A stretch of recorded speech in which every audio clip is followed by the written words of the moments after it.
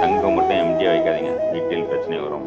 சங்கு எம்டியாக வச்சிங்கன்னா இந்த காற்று அலைமோதல் அப்படி இப்படி வரும்போது நமக்கு காதுக்கு தெரியாமையே ஒரு சங்கின் நாதம் வீட்டில் கண்டினியூஸாக வந்துகிட்டே இருக்கும். அது வரக்கூடாது. வீட்டுக்குள்ள சங்கின் நாதம் கண்டிப்பாக வரக்கூடாது. ஒன்று கோவிலில் சங்கு நாதம் வரலாம், இல்லை வேறு இடத்துல வரலாம். வீட்டுக்குள்ள வேண்டாம். பூரம் நட்சத்திரம்னால யார் தெரியுமா? ஆண்டாள் பிறந்த நட்சத்திரம், மதுரை மீனாட்சி பிறந்த நட்சத்திரம். என்ன பண்ணலாம்?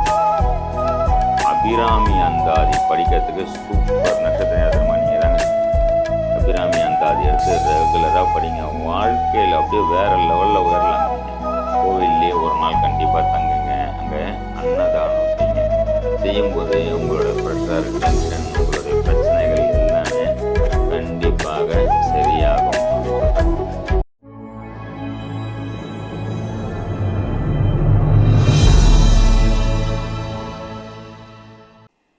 ஜெய் ஸ்ரீராம்.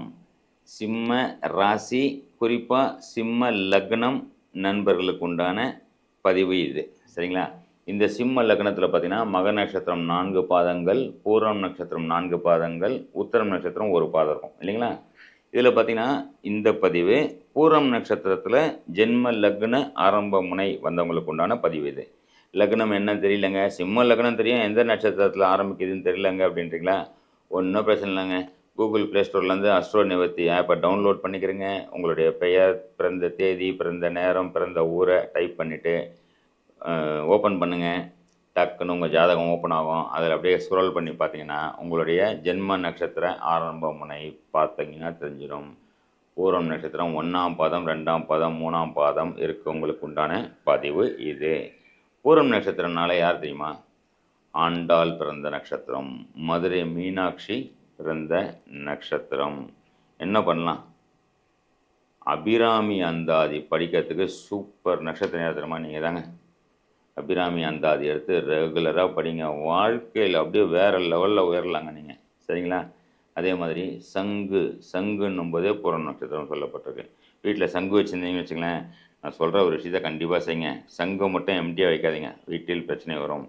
சங்கு எம்டியாக வச்சிங்கன்னா இந்த காற்று அலைமோதல் அப்படி இப்படி வரும்போது நமக்கு காதுக்கு தெரியாமையே ஒரு சங்கின் நாதம் வீட்டில் கண்டினியூஸாக வந்துகிட்டே இருக்கும். அது வரக்கூடாது. வீட்டுக்குள்ள சங்கின் நாதம் கண்டிப்பாக வரக்கூடாது. ஒன்று கோவிலில் சங்கு நாதம் வரலாம், இல்லை வேறு இடத்துல வரலாம். வீட்டுக்குள்ள வேண்டாம். அப்போ சங்கு வைக்கக்கூடாதா? சங்கு வைக்கக்கூடாதா குருஜின்னு கேட்டால் என்ன பண்ணலாம்? வைங்க. சங்குக்குள்ளே பச்சை அரிசியை கொட்டி வைங்க, இல்லை தண்ணியை ஊற்றி வைங்க. தண்ணியை ஊற்றி வச்சுட்டு சங்கு மறுபடியும் அடுத்த நாள் பூஜை பண்ணும்போது அந்த தீர்த்தத்தை கொண்டு போய்ட்டு ஏதாவது செடியில் ஊற்றுங்க, மறுபடியும் தண்ணி ஊற்றி வைங்க. வெறும் சங்கை வைக்கக்கூடாது. கண்டிப்பாக வீட்டு உள்ள பிரச்சனை வரும். வெறும் சங்கு வச்சா அந்த சங்கு நாதம் வந்து என்ன இருக்கும்? வரக்கூடாது, பிரச்சனை வரும். ஓகே, உங்களுக்கு உண்டான 2 விஷயத்தை நான் சொல்கிறேன். 1, நீங்கள் பலமாகணும். 2, கடன் நிவர்த்தி ஆகணும், எதிரி நிவர்த்தி ஆகணும். 3, பணம் வரவு வரணும். இந்த 3 விஷயத்தை தான் சொல்கிறேன். எழுதுக்கிறீங்களா? ஓகே, உங்களுக்கு உங்களை நீங்கள் டாப்அப் பண்ணிக்கிறதுக்கு உங்களுடைய பூர்வ ஜென்ம கர்மா இப்போ உள்ள ப்ரெஷரை சரி பண்ணிக்கிறதுக்கு உண்டான பரிகார ஸ்தலம், பரிகார கோவில் சொல்கிறேன், எழுதிக்கிறேங்க. அருள்மிகு ஹரி தீர்த்தேஸ்வரர் திருக்கோவில், திருவரங்குளம் அப்படிங்கிற ஊர். புதுக்கோட்டையிலேருந்து பட்டுக்கோட்டை போகிற வழியில் 7லேருந்து 9வது கிலோமீட்டருக்குள்ளே இந்த கோவில் உண்டு. அந்த கோவில் போங்க, அங்கேயே படுத்துருங்க.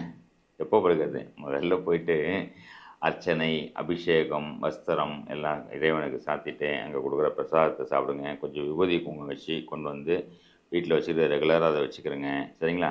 கோவில்லையே ஒரு நாள் கண்டிப்பாக தங்குங்க. அங்கே அன்னதானம் செய்யுங்க. செய்யும்போது உங்களோட ப்ரெஷர், டென்ஷன், உங்களுடைய பிரச்சனைகள் எல்லாமே கண்டிப்பாக சரியாகும் அப்படின்னு சொல்கிறேன். சரி, ஓகே. கடன் நிவர்த்திக்கு என்ன பண்ணலாம்?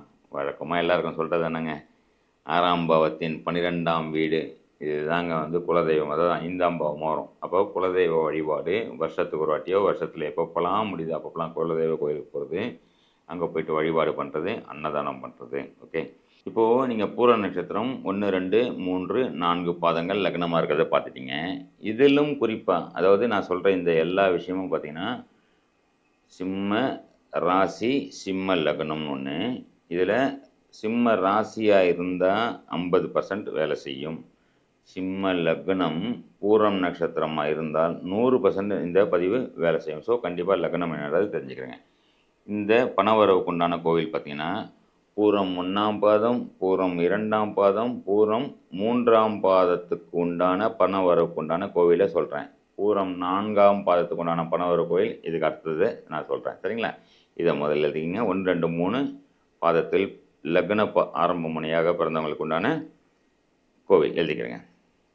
அருள்மிகு வரதராஜ பெருமாள் திருக்கோவில், பசுபதி கோவில் அப்படிங்கிற ஊரில் கும்பகோணத்துலேருந்து 13வது கிலோமீட்டரில் இந்த கோவில் இருக்குது. இங்கே போயிட்டு அபிஷேகம் அர்ச்சனை செஞ்சு அங்கே கொடுக்குற பிரசாதத்தை வாங்கிக்கிறங்க. விபூதி குங்குமம் வச்சு வாங்கிக்கிறங்க. ரெகுலராக அதை வைங்க. கண்டிப்பாக பொருளாதார வளம் மேம்படும், குடும்ப சந்தோஷம் மேம்படும், கடன் நிவர்த்தி ஆகும் என்று சொல்லி. ஓகே, பூரம் நட்சத்திரம் 4ஆம் பாதத்தில் பிறந்திருந்தீங்கன்னா லக்ன ஆரம்ப முனையாகவும் இருக்கட்டும், ராசிக்கு 50%, லக்னத்துக்கு 100% இது வேலை செய்யும். சரிங்களா? அருள்மிகு சிங்கீஸ்வரர் திருக்கோவில். இந்த கோவில் பார்த்தீங்கன்னா பூந்தமல்லியிலேருந்து 22வது கிலோமீட்டரில் இருக்க மெப்பேடு அப்படின்ற ஒரு கிராமத்தில் மிக புராதனமான கோவில் இது. இங்கே போயிட்டு வழிபாடு பண்ணுங்கள். குறிப்பாக பார்த்தீங்கன்னா ஆஞ்சநேயருடைய சுயம்பு சிலை இங்கே இருக்குது.